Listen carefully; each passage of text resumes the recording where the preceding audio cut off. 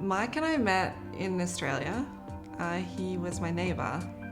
I did not grow up around any Jewish people. Mike was my first introduction to Judaism.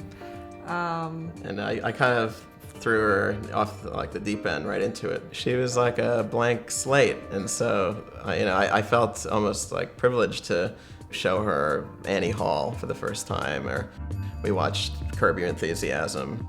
Once she got into Curb, I knew things were going to be cool. It took me a while though to understand the jokes. But I think you understood me better once you understood that, like, I did. I New York definitely understood you better Jewish once thing. I'd been through all the Seinfeld seasons. Yeah. I always felt like my father. Maybe he was a little nervous from the very beginning, like, ooh, what's going to happen with this relationship?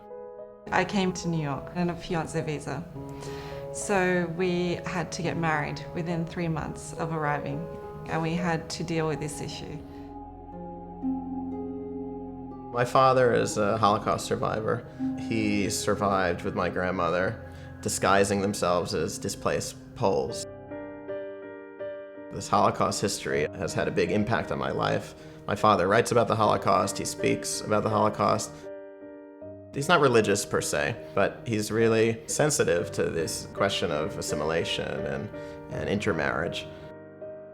I was raised Christian in a very religious household.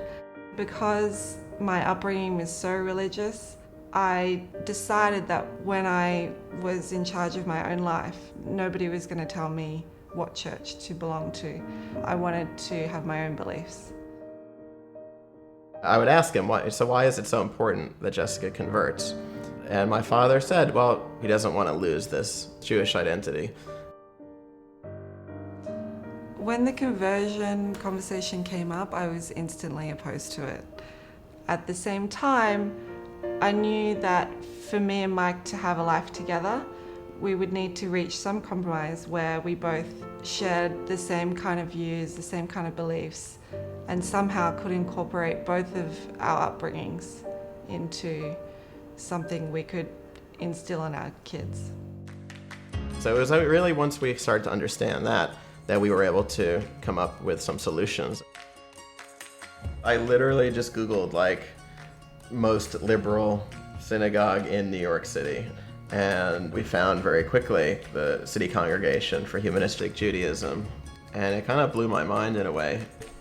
It's really humanistic values, but in the framework of Jewish culture and Jewish life. For me, it's a way of thinking, and it's something we can apply on a daily basis. It resonates with us. We've actually found a congregation that's filled with many people like us.